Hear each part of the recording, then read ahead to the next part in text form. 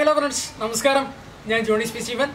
Most awaited cinema of 2019 Lucifer റിലീസായിരിക്കുകയാണ്.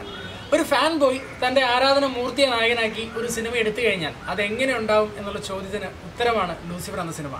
Prithviraj എന്ന fan boy തൻ്റെ ആരാധന മൂർത്തിയായ മോഹൻലാലിനെ നായകനാക്കി ഒരു സിനിമ എടുക്കുന്നു. കേരളത്തിലെ ലാലേട്ടൻ ആരാധകർ കുറേ നാളുകളായിട്ട് അവർ കാണാൻ ആഗ്രഹിക്കുന്ന ലാലേട്ടനെ അവർക്ക് മുന്നിൽ പ്രസന്റ് ചെയ്യാൻ സാധിച്ച ഒരു സിനിമ എന്ന നിലയിൽ ലൂസിഫറിന്റെ റിവ്യൂ ആയിട്ട് നിങ്ങളുടെ മുൻപിൽ എത്തിയിരിക്കുന്നത്. ഈ വീഡിയോയ്ക്ക് മുൻപ്, ഈ റിവ്യൂയിലേക്ക് കടക്കും മുൻപ് ആദ്യം തന്നെ നിങ്ങളോടൊരു കാര്യം പറഞ്ഞു കൊള്ളട്ടെ. സിനിമയുടെ സസ്പെൻസ്, ട്വിസ്റ്റ്, ക്ലൈമാക്സ്, സിനിമയായിട്ട് ബന്ധപ്പെട്ടുള്ള അത്തരം കാര്യങ്ങൾ ഒന്നും തന്നെ നമ്മൾ ഈ വീഡിയോയിൽ ചർച്ച ചെയ്യുന്നതല്ല. അതുകൊണ്ട് അത്തരം പ്രതീക്ഷകളുമായിട്ട് ആരെങ്കിലും ഈ വീഡിയോ കാണുകയാണെങ്കിൽ ദയവ് ചെയ്ത് കാണേണ്ടതില്ല. മറിച്ച് സിനിമ എന്താണ്, ഏതുതരം പ്രേക്ഷകർക്ക് കാണാൻ പറ്റുന്ന സിനിമയാണ് തുടങ്ങിയ കാര്യങ്ങളാണ് ഈ വീഡിയോയിൽ നമ്മൾ ചർച്ച ചെയ്യുന്നത്. സിനിമയുടെ വിശേഷങ്ങളിലേക്ക് കടക്കും മുൻപ് ചാനൽ സബ്സ്ക്രൈബ് ചെയ്യാത്തവർ ഈ വീഡിയോയ്ക്ക് താഴെയുള്ള സബ്സ്ക്രൈബ് ബട്ടണിൽ ഞെക്കി ചാനൽ സബ്സ്ക്രൈബ് ചെയ്യണമെന്നും നിങ്ങളുടെ അഭിപ്രായങ്ങൾ സിനിമയെ പറ്റിയുള്ളതും ഈ വീഡിയോയെ പറ്റിയുള്ളതും കമൻറ്റ് ചെയ്യണമെന്നും വീഡിയോ ഷെയർ ചെയ്ത് സപ്പോർട്ട് ചെയ്യണമെന്നും അഭ്യർത്ഥിക്കുകയാണ്. ലൂസിഫർ എന്ന സിനിമയുടെ വിശേഷങ്ങളിലേക്ക് കടക്കുമ്പോൾ ആദ്യം പറയേണ്ടത്, അല്ലെങ്കിൽ ആദ്യം കൈയടിച്ച് കാണേണ്ടത് പൃഥ്വിരാജിനെയാണ്. കാരണം തൻ്റെ കരിയറിൽ വളരെയേറെ തിരക്കുകളുണ്ടായിട്ടും സിനിമയോടുള്ള തൻ്റെ പാഷൻ മൂലം ഒരു സിനിമ സംവിധാനം ചെയ്യണം എന്ന തൻ്റെ ആഗ്രഹം പൂവണിയിക്കുവാനായിട്ട് സംവിധാന വേഷം അണിഞ്ഞ അദ്ദേഹം ഒരിക്കലും നമ്മളെ നിരാശപ്പെടുത്തില്ല എന്നുള്ളതാണ് ഈ സിനിമയുടെ ഏറ്റവും പ്രൈമായിട്ടുള്ള കാര്യം. കാരണം ഓരോ ഫ്രെയിമും രസകരമാണ്, അത്ര മനോഹരമായിട്ടാണ് ഓരോ ഫ്രെയിമും ചെയ്തിരിക്കുന്നത്. ഈ സിനിമ അത് തിയേറ്ററിൽ നിന്ന് തന്നെ കാണേണ്ട ഒരു സിനിമയാണ്. കാരണം അതിൻ്റെ എഫക്റ്റിൽ നമുക്ക് കാണാൻ സാധിക്കണമെങ്കിൽ തിയേറ്ററിൽ നിന്ന് തന്നെ കാണണം. ആ രീതിയിലാണ് സിനിമ ഷൂട്ട് ചെയ്തിരിക്കുന്നത്. ഓരോ ഷോട്ടും എല്ലാം വളരെ മനോഹരമായിട്ട് തന്നെയാണ് അതേ സംവിധാനം ചെയ്തിരിക്കുന്നത്. ഒന്നും കൂടുതലായിട്ടില്ല, ഒന്നും കുറവായിട്ടില്ല. തീർച്ചയായിട്ടും കൈയടിക്കേണ്ട ഒരു സംഭവം തന്നെയാണ്. അതുപോലെ തന്നെ ഇതിൻ്റെ തിരക്കഥാകൃത്ത് മുരളി ഗോപി. നമുക്കറിയാം, ഒത്തിരി നല്ല സിനിമകൾക്ക് തിരക്കഥ എഴുതിയിട്ടുള്ള വ്യക്തിയാണ് മുരളി ഗോപി. പക്ഷെ എന്തൊക്കെയോ ചില ചേരുവകളുടെ കുറവ് മൂലം അദ്ദേഹത്തിൻ്റെ പല സിനിമകളും ബോക്സ് ഓഫീസിൽ ഒരു വലിയ വിജയമായിരുന്നില്ല. പക്ഷെ ലൂസിഫറിലേക്ക് വരുമ്പോൾ എല്ലാ ചേരുവകളും ഒരേപോലെ ചേർത്ത് ഒന്നും കൂടുതലോ കുറവോ ഇല്ലാതെയാണ് അദ്ദേഹം ഈ സിനിമയ്ക്ക് തിരക്കഥ എഴുതിയിരിക്കുന്നത്.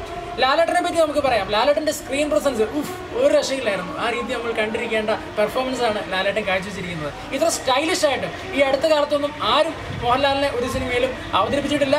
നല്ല എനർജറ്റിക് ആയിട്ടുള്ള അടിപൊളി പെർഫോമൻസ്, കിണ്ണം കാച്ചിയ പെർഫോമൻസ് തന്നെയാണ് അദ്ദേഹം കാഴ്ചവെച്ചിരിക്കുന്നത്. അതുപോലെ തന്നെ ടൊവിനോയുണ്ട്, പൃഥ്വിരാജ് ഉണ്ട്. അവരുടെയൊക്കെ ഇൻട്രോ സീനൊക്കെ പക്ക ഹെവി ആയിരുന്നു, അല്ലാണ്ട് വേറെ ഒന്നും പറയുന്നില്ല. അവരുടെ പെർഫോമൻസും ഇടുമായിരുന്നു. ഇതിൽ സ്റ്റണ്ടൊക്കെ സൂപ്പറായിട്ട് തോന്നി. സിനിമാറ്റോഗ്രഫിയൊക്കെ അടിപൊളിയായിരുന്നു. സ്റ്റണ്ട് സിൽവിയാണ് ഇതിൽ സ്റ്റണ്ട് കൈകാര്യം ചെയ്തിരിക്കുന്നത്. സിനിമാറ്റോഗ്രഫി സുജിത് വാസുദേവാണ്.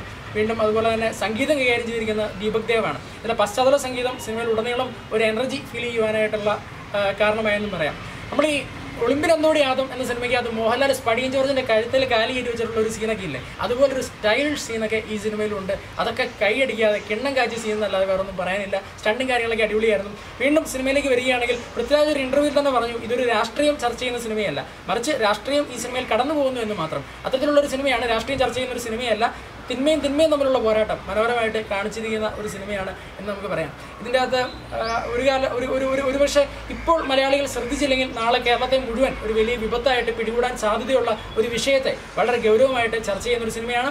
അതുപോലെ തന്നെ നമ്മൾ റിയാലിറ്റി എന്ന് കരുതുന്ന പല കാര്യങ്ങളും റിയാലിറ്റി അല്ല, അതൊക്കെ പലരും കെട്ടിച്ചമയ്ക്കുന്ന കാര്യങ്ങളാണ് എന്നൊരു സന്ദേശം നൽകുവാനായിട്ട് സിനിമ ശ്രമിക്കുന്നുണ്ട്. നമുക്ക് നമ്മുടെ കുട്ടികളെ അറിയാം, അവർ സ്കൂളിൽ പോകുന്നു തിരിച്ചു വരുന്നു, പക്ഷെ അതിനപ്പുറം അവരുടെ ജീവിതം എന്താണെന്ന് നമുക്കറിയത്തില്ല. അപ്പം അങ്ങനെയുള്ള കൊച്ചു കുറേ കാര്യങ്ങൾ വളരെ നന്നായിട്ട് പ്രസൻറ്റ് ചെയ്യുന്ന ഒരു സിനിമയാണ് ലൂസിഫർ എന്ന് പറയുന്നത്.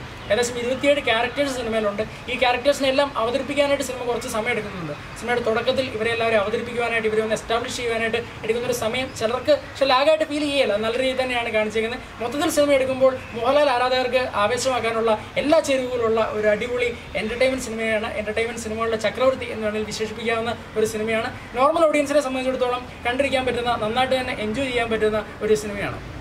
ഈ സിനിമയ്ക്ക് റേറ്റിംഗ് എത്രയാണ് കൊടുക്കുന്നതെന്ന് ചോദിച്ചാൽ ഞാൻ അങ്ങനെ ഒരു ലാലേട്ടൻ ഫാൻസിനെ സംബന്ധിച്ചാണെങ്കിൽ ഒരു 4 അല്ലെങ്കിൽ 4.5 റേറ്റിംഗ് കൊടുക്കാൻ പറ്റുന്ന സിനിമയാണ്. നോർമൽ ഫാമിലി ഓഡിയൻസിനെ സംബന്ധിച്ചിടത്തോളം ഒരു 3.75 4 കൊടുക്കാൻ പറ്റുന്ന സിനിമയാണ്. അപ്പോൾ ധൈര്യമായിട്ട് തിയേറ്ററിൽ ചെന്ന് സിനിമ കാണുക. ഞാൻ ഈ സിനിമ കൂത്താളം വി സിനിമാസിൽ നിന്നാണ് കണ്ടത്. 4K അതുപോലെ തന്നെ ഡോൾബി ആറ്റ്മോസൊക്കെ ഉള്ളൊരു അടിപൊളി തിയേറ്ററാണ്. ജില്ലയിലെ തന്നെ ഏറ്റവും മികച്ച തിയേറ്ററുകളിലൊന്നാണ്. അതുപോലെ തന്നെ ഈ ടിക്കറ്റ് ഒപ്പിച്ച് തന്ന മോഹൻലാൽ ഫാൻസ് കൂത്താരോളത്തിനോടും നന്ദി പറഞ്ഞുകൊള്ളുന്നു. സാധിക്കുന്നവരെല്ലാം തിയേറ്ററിൽ ചെന്ന് കാണുക. തിയേറ്ററിൽ ചെന്ന് കാണേണ്ട ഒരു സിനിമയാണ്. അടുത്ത റിവ്യൂമായി വീണ്ടും കാണും വരെ ബൈ.